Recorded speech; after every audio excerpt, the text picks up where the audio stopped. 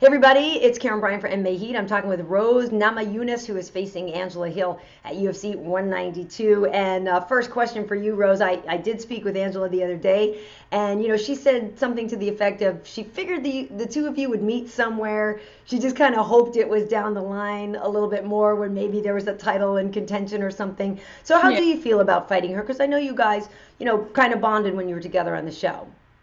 Yeah, of course, there's gonna be some mixed feelings in Hmm. there, just knowing her and having her stay at my place, Yeah. and then being in the house together for 6 weeks. And she was my best training partner on the show, so we definitely bonded in that aspect. But actually, it kind of takes a little bit of a emotional baggage off of the fight Hmm. because I know I'm getting in there with a friend, so it's gonna be more fun. It's gonna be more, you know, it's just gonna be like training. Like we always try to rip each other's head off in training. We're gonna do the same thing in the cage, so it really doesn't matter. And she also was saying too that this is definitely a better style matchup for her anyway after the Yeah. fight with Tisha. So how do you feel about it? Because we know Angela, brings that Muay Thai, and we know that you are, predominantly known for your striking. Yeah, I think she might think that just because Tisha is more of an elusive type of point fighter, if you Hmm. want to say that. I don't want to, obviously that doesn't take anything away from Tisha, but she's more elusive, more stick and move type of fighter. So, and she's frustrating. But that's just I'm very elusive and I can also be aggressive at the same time. So I think it actually it confuses things Hmm. for her in this aspect because she don't know what I'm gonna do. She don't know if I'm gonna stick and move or if I'm gonna try and rip her head off. So mixing it up is gonna be, I think it's gonna be more difficult for her. And when is the last time that you guys trained together? Because I know, like you just mentioned, she's come out to Colorado to train with you a bit. Yeah, she came out. I don't remember precisely when, but just like a few months ago when I was training for Nina Ansaroff, she Right. came. I think for like a week and a half or so, or 2 weeks. Mhm. And I know she now is at Alliance, but I'm curious too for you. You were obviously ready for that Nina fight, and I saw you when we were in Vegas, and everything, and that was crazy that it got canceled at the Yeah. last minute. But in a way, for you, how did that turn into a positive? What were you able to take away from that situation and make good on?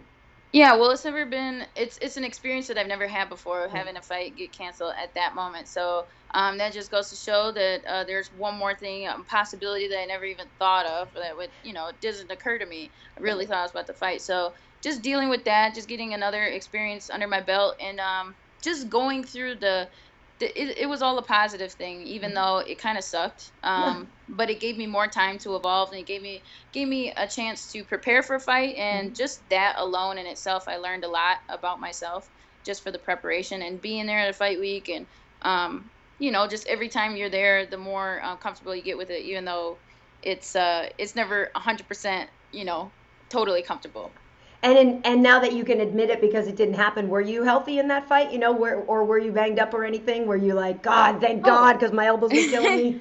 I was the most ready, the most in shape, the Oh, most mentally and emotionally prepared that I had up until that point been for a fight. So, yeah. yeah, there was nothing wrong with me. Um, yeah, I can't even think of any type of banged up injury or Right, anything like right. that. So, uh, a little bit unlucky, but at the same time, it all worked out. Yeah. Well, and you still got paid, at least some Yeah, money. So that was good. exactly. So, I mean, there's only good things. I Yeah. mean, yeah. For sure. So what have you been working on mostly? It's been a while since you fought now, so you've had some time to really develop things. What do you feel that wanted to concentrate on the most, or what part of your game do you feel lately that like has really just gotten considerably better? Yeah, just my overall mentality. I've Yeah. been a lot more, just pointing out issues and problems that maybe, oh, I'm doing this that I thought I was doing right, and then oh, we nipped it in the butt right Yeah. away. Things like that, and just being more honest with myself. Mhm. In that aspect, if I'm giving it 100% or not, so Yeah. making sure that I'm doing 100% everything that I'm doing, whether it be um, footwork drills, whether Mhm. it be, throwing a jab, throwing a right. Is it cutting off or No, you look good. it's good? Yeah. Okay. Okay, cool. Yeah, so but a lot for this camp, just in terms of like other than mentality and Mhm. stuff like that, always giving it 100%, and really being honest with myself. Did I give it 100%? Could I do more, or am I just completely exhausted right now? is just pushing my the pace and my physical stamina, and being able to hold that pace and being able to strategize, and I don't know, just the overall, basically being very conditioned, and then solidifying my basics. Nice. Well, that's important. The basics are always good. But I'm wondering too about how you feel this sort of registers in the division. Obviously, if you talk to Paige Van Zandt, she's like, rankings don't really matter because our division is so new, and there's going to be so much movement, which I agree with to a certain degree, that it is fresh and new, and there's some of you have more experience than others. But I'm wondering for you, how you see the division right now and how important it is to get a win in something that's new but also highly competitive. Yeah, I'm sure that there's gonna be some things shifting around. My main concern is just taking out the person in front of me, and then just keep moving on up. So really, whether the division stays stagnant or it moves around a lot, it really don't affect me that much. So yeah, I guess I could see it, but I guess the way that I likely will play out is it will probably move around a little bit. It's just so competitive. Well, it is, and the thing is too that some people have gotten, a couple of fights more quickly. I know you had one that got canceled, but some people are sitting around. Randa Marcos is one of the girls from the show who is quite vocal right now on Twitter about trying to look for a fight. Magana's had a couple, Beck Rollins has had a couple, JoJo's getting some, and I know some people complain about the opposition JoJo's getting. There's one thing Angela was talking about, like, hey, there's a bunch of us here that are ranked. How come you guys brought in people that weren't ranked? For JoJo. But I mean, in terms of the opportunities. What was the last part? No, I'm just saying that Angela was, one thing that was upsetting her was when JoJo's last opponent fell out, they brought in somebody who'd never been in the UFC before, as opposed to giving one of you girls an opportunity who was already on the show. And so she was just kind of talking about the competition that some people face. And I do wonder about that, like how you feel you've been doing compared to some of the other girls, because it was a competitive season, but some folks, once they got out and they're swimming in the deeper water, haven't fared quite as well. That's like, it's important to note, like, obviously for the fans, that's obviously an interesting, topic of discussion. But for me as a fighter being in the division, I can't compare myself to others. I got to just make sure that I'm doing better every day. And there's so many factors that involve with the injuries. People just aren't marketable, and they don't want you to fight right now, and there's just certain there's a formula to how the matchmakers produce fights. So and then sometimes somebody just don't want to fight that person, you know what I mean? That's and true. You don't hear about that stuff. So that's true. Like they never really talk about people. They never talk about the fights they turned down. You're right, because that does happen. I mean, it's so to me it's just like, obviously all that talk about, oh, well, she gets a fight, I didn't, blah, blah, blah. To me, it's like, I'm just lucky enough and I'm blessed enough to not have to be begging for a fight, To me, they're coming knocking at my door, and I'm having to turn them away because I got other stuff going on. So for me, obviously right now, I'm 100% ready, but I fight when I want to fight, and, the other girls, they got those problems, but they don't have to do it with me. Well, you talk about the other things going on, and we know that you're part of Kevin Harvick's team. So how has that helped you? I know there's some other fighters that he works with, but obviously we know he comes from the NASCAR world, and just in general, broadening the spectrum for you. How has that opened up other opportunities, either in the sports world or just other places? Yeah, having Kevin Harvick is my, just the whole being part of that team and everything like that. It's just so they're operating on a different level that, first of all, just being in the UFC period, like I'm still obviously learning the ropes and, just learning how to do it all. But obviously I have a huge advantage of having Pat in my corner and just having so many experienced people around me and just being a natural at it in the fight world.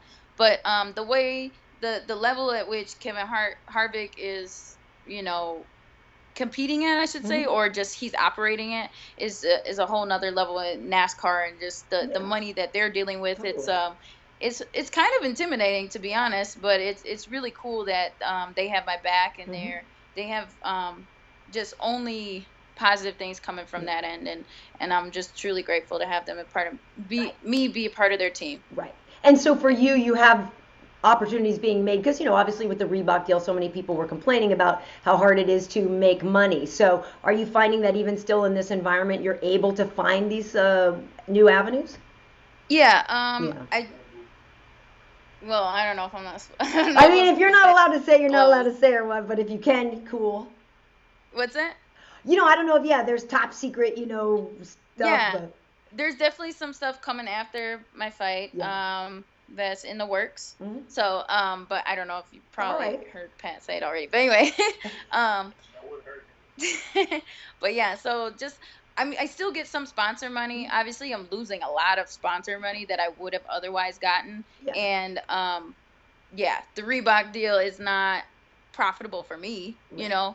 but my manager's like, I guess it just kind of weeds out the other managers that can't really make it happen for everybody. Right. And, you just have to kind of like, just figure it out. I mean, if it becomes to the point where like it's not worth it for me, Yeah. there's other organizations that got, that allow sponsorships. But at this point, like, I want to fight the best. I want to be in the best organization. So I got to deal with whatever comes my way. And I do like the look that Reebok, or just like kind of the direction it's moving in. I wish that we would get compensated what we would have been compensated for otherwise. But, I can't complain, like I said. Yeah. Which flag is on your kit? I guess right now there's no flag, but I don't know. Like, I wish I could put, like, I don't know. Like, I guess I'm technically American, but it would be cool to rep Lithuania too. Yeah. I was just curious Or a mixture of both. Get that in there. And one thing, a lot of people are talking about right now are the surprise test, the USADA stuff, how that's kicked in. Have you had anybody randomly knock on your door before this fight? Not yet. No.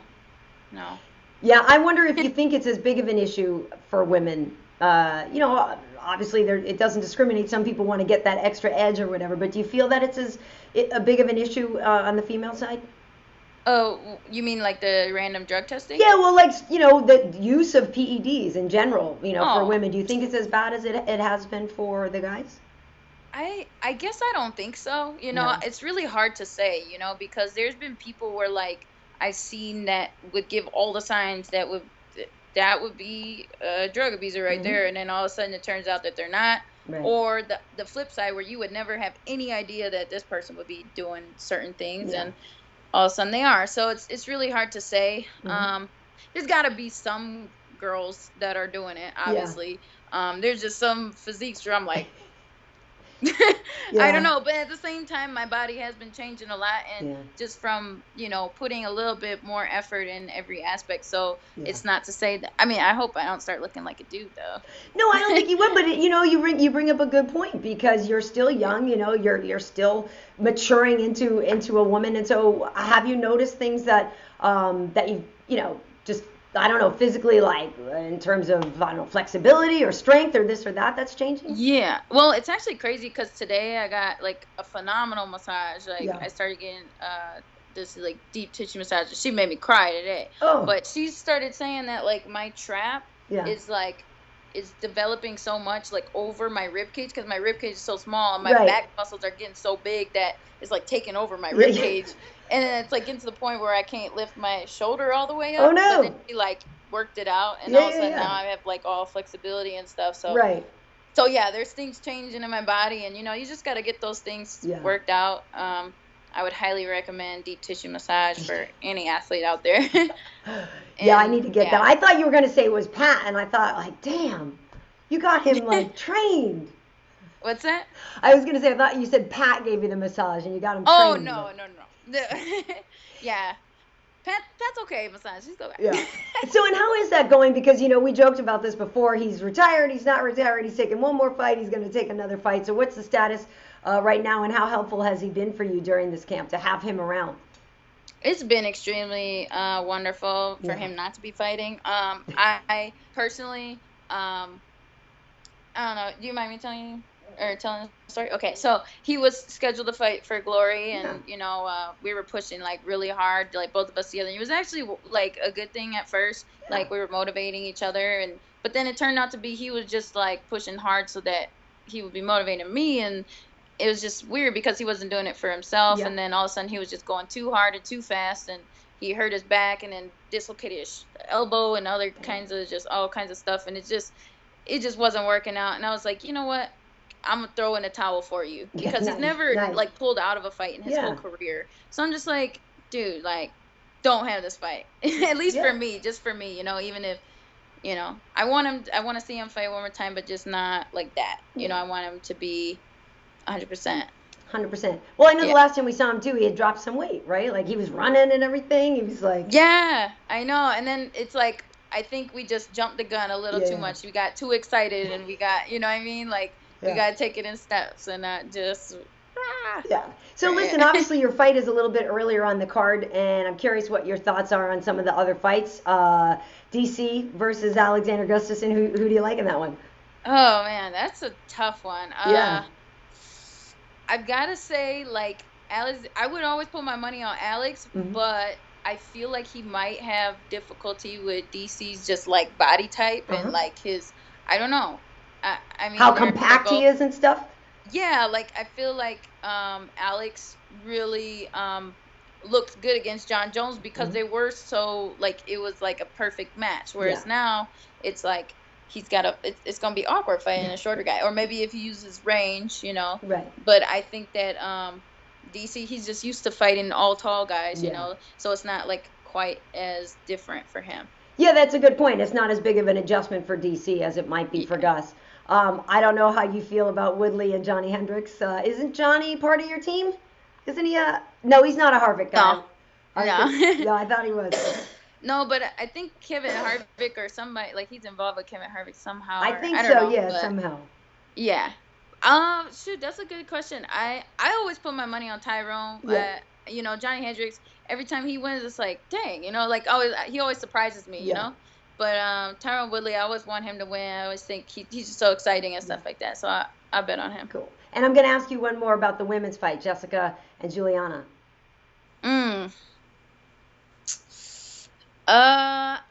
It's been a while since I don't know.